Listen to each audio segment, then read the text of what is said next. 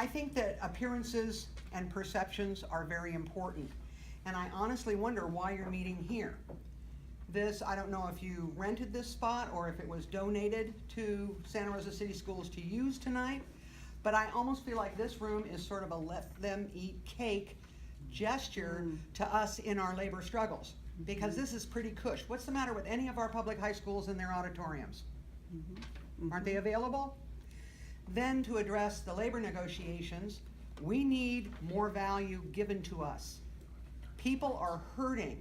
They're leaving our district. Morale is really at the bottom. And all the positions have not been filled. And there's a reason for that. That's all I have to say. I want to say thanks for everybody for coming out to make sure everybody knows how important this is to all of the teachers. Second, I want to say, I assume the person being evaluated is Diane, and that it's a positive evaluation, and I congratulate you on that.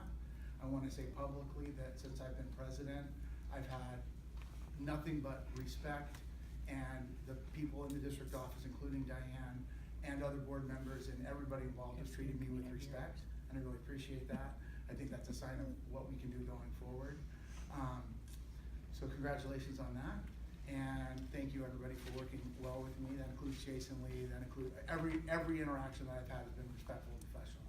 I appreciate that. And the other item, I get the sense from every single person I talk to on all sides that we want this to be done and over. I personally would like to come to a resolution as soon as possible, which could happen on the 5th, as I understand. I'm asking the board to make sure that they prioritize this problem in a way that authorizes the bargaining team to offer us something that we can say yes to. I think it's fair to say we're in the mood to say yes.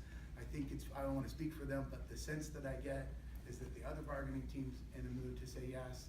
And the thing that I'm worried about is that they won't be authorized to make an offer that we can say yes to. So I hope that I know these are tough things, I understand you guys have a long night. I hope that they're authorized to make something we can say yes to. Thank you very much. So I have to tell you that Eliminate Ed strikes me as a good idea, incredibly poorly executed. Right now, it is a raging car wreck in every department, across every school site, virtually without exception. Part of that is that we weren't trained to use it. Employee morale is extremely low. Every time we turn around, it feels like someone from school services has been hired to draft yet another letter that really required a phone call from a human. We still don't have health care. Our classes are larger than I've ever seen them. They're extraordinarily large. I'm drowning in children. Inconveniently though, I have like 164. So y'all don't buy lunch till 166. Our facilities are crumbling around us. I am yet to go a day when my air conditioner works. Sometimes it comes on for 10 minutes. So that leads me to wonder, what are the priorities? Okay, teachers aren't a priority. Buildings and facilities, not a priority.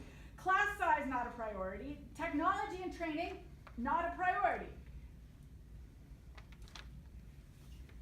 To be here tonight, obviously, but I do value my health, also obviously, and my health care. So I want to speak today about Eliminate Ed, as Susan just did as well, and share an experience I actually had today. So today in 4th period, I've got a student who is not completing the task that I've asked the students to do, which is to basically preview a few pages in the book, use visual clues, and predict what we'll be learning about in our next unit. I partner them up. I ask a student to move seats. He refuses, says, I don't want to do it. I don't want to do it, right? Which is just defiance or refusal to do the task. I give him some options. I let him make a decision. I walk around the room for a minute, come back, revisit, and say, what have you decided? To which he says, I don't want to do it. I'm not going to do it. Why are you harassing me, basically? So I invite him to go visit the assistant principal's office, and I send out the referral paperwork for this defiance. At lunchtime, immediately following the class period, the assistant principal comes to my room and looks a little bit sheepish and is shaking his head and says, well, I'm really sorry, here's what happened. He's a 504 student, and he has accommodations that need to be made for him, but we haven't told you. We haven't told any of our teachers yet. We've been waiting for the students to stop shuffling. It's not in Illuminate Ed. I have no idea. So now I'm wondering, how many 504 students do I have in my room that I don't know need accommodations or modifications to the lessons? This is inappropriate, it's disrespectful, it puts me in a bad spot, and I now feel like I need to apologize for somebody else's error to that student. I'm sorry, I didn't know that you needed this. And it's not appropriate to expect the student to say anything either. This should be something that I should have been told on day one. And as far as I know, the district made the claim to you before school started that we were ready to go with Illuminate Ed on day one. We're not. I don't know who my case carriers are for my special ed students. I don't know who all my special ed students are. I don't know how to enter oral grades 10 days from now, right? So what are we supposed to do? Thank you. For few years. I teach special ed, and I'm on the negotiations board representing special educators.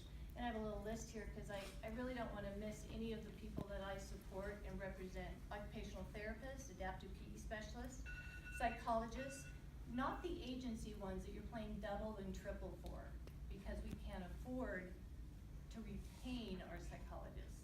So not the agency ones. Mild and moderate teachers, moderate severe teachers, speech and language pathologists. We have a track and retain problem.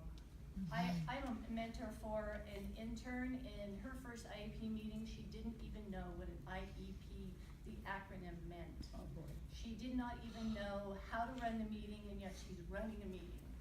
Lawsuits are going to ensue if you don't start attracting and retaining with a better package of what?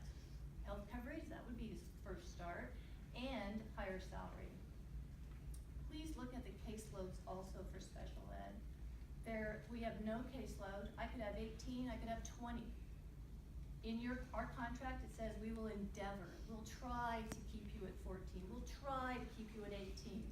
Well, my next door neighbor is a general ed teacher. She could have 22. 1 year I had 18 students, autistic, ADHD, full of ambitious, lively students.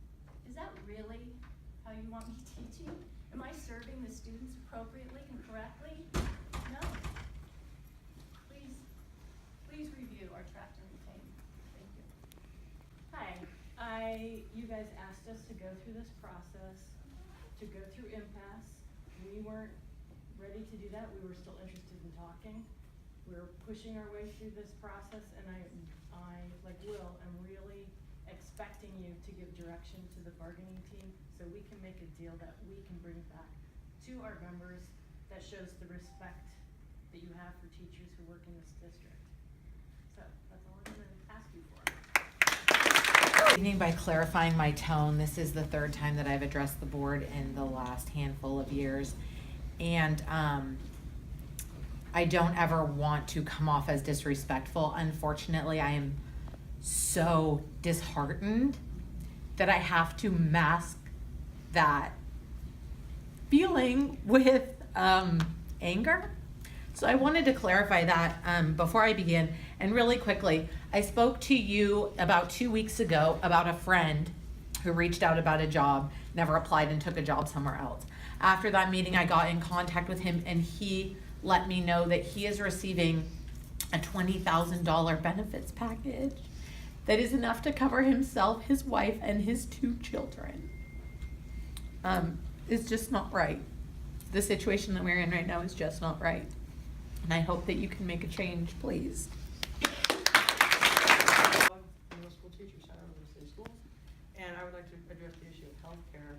Last year I had pneumonia. I didn't know I had it. I rarely ever get sick, and I didn't know how sick I was. When I finally decided that I needed to go to a doctor, I found out that I had pneumonia that could possibly kill me. They wanted to hospitalize me right there. I'm still paying those bills from last year. I'm glad I was able to get back in my classroom. I'm healthy now. It took me a year to recover. This year, though, I needed an MRI. I have another health issue going on. That MRI cost me $850 up front. That's 18% of my salary. That's half a house payment. I'm a single mother, and it's devastating to me. Those bills are just a burden. So I'm asking you to please consider giving us an improved healthcare package. That's all I have to say. Hi, I'm Gina Melvin. I'm coming to speak not only as a teacher but as a parent. I teach at Montgomery High School, been there for over 20 years, and my daughter's a senior there. I think she's getting a great education. My son, however, is an 8th grader, and I am so disheartened to see the low morale. I don't feel like I can put him in San Luis City schools right now. There's other reasons, but I really want you to understand that the attract and retain issue is not just affecting teachers and teacher salary, it's affecting parents, it's affecting students.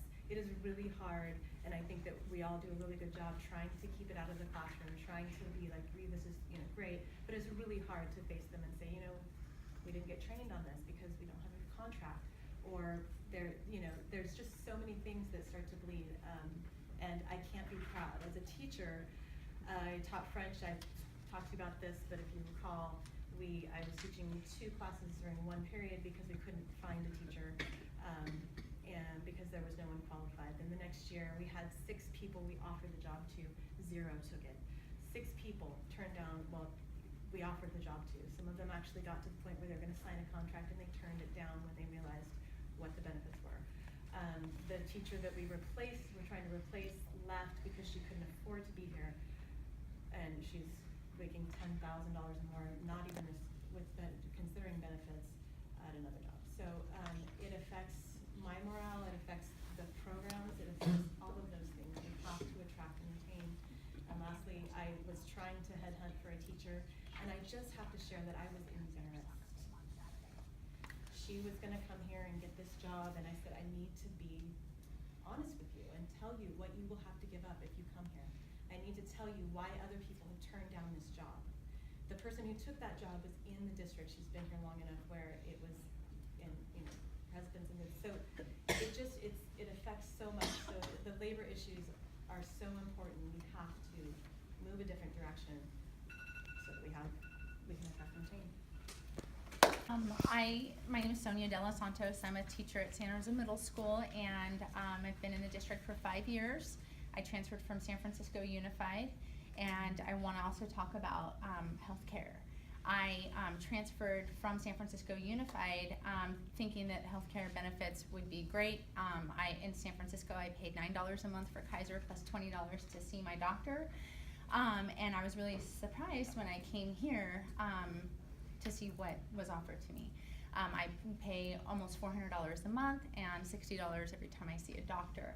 I have a blood condition where I need to see a hematologist every 3 months, a non-curable disease that could kill me, and I haven't seen my doctor in 3 years. Okay, I have to have telephone consultations with him over the phone because I too am a single mom, and these extra expenses really would put me over the edge. Like Ms. Fogg, I had to have an MRI unexpectedly last year, and I'm sorry to say that bill is in collections right now because I can't afford to pay for it.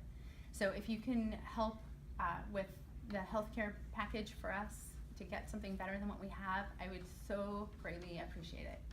Thank you. I would like to share a conversation that I had with you yesterday at lunch. And I was sitting with my teacher friends at lunch, and one of them, who is a veteran teacher, both are veteran teachers, said, I've got this thing I had in my arm and something on my eye, and over the summer, I'm on Medicare, by the way, I want to say that. Over the summer, I had a $1,400 medical bill, and I just was like not really worried about paying it, and I didn't want to take money out of my savings account, and so my husband said, please just go, because I want you to, I don't care about the money, let's just do this. And so she went to the doctor, and she did have basal cell, and it was very close to her eye, and she's gonna be okay. There's other things I could say, but I won't. But then the person sitting next to me, I cannot make this up. That's why I came here today. The person sitting next to me raised up her wrist, sitting right next to me, and she said, I've had this lump on my hand, and I've been trying to save up the money to be able to go get it checked out. But my things keep going wrong with my car. My car keeps breaking down, and I have to pay for that. And I just looking at this and thinking, wow, So I said, can I give you the money to get it checked out? And she said, no, I'll do it. And I just want you to know, all of you, I know many, many teachers who are not going to the doctor. They're just not going. And they're skipping mammograms, they're skipping routine care. And I'm very worried about them. And I'm 70, I'm on Medicare, like I said. But when it troubles me so much. It's not only about attract and retain for me, it's about taking care of the teachers who are here now, who have payments for healthcare that are so high they can't even afford to go to the doctor. So I'm asking you, please, will you please try hard to do your best to make it better for my friends and our friends. Thank you. You'll have to forgive me in advance. I didn't think I was gonna be here till 6 o'clock tonight, but here I am, so I'm just gonna ad lib as I go along. First agenda item, I believe, was the evaluation of our superintendent. I wanted to bring that up. I've been doing this for 16 years now, and I have felt more comfortable with you, Diane.